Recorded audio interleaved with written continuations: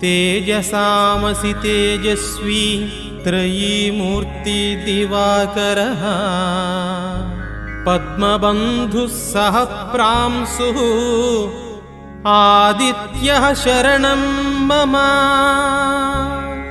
आदिदेव नमस्तुभ्यं प्रसीद मम भास्कर।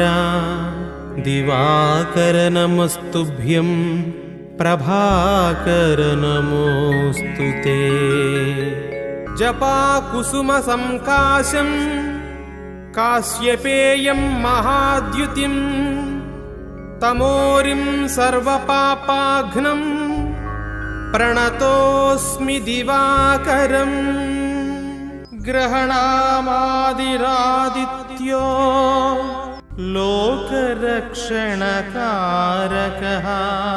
विषमस्तु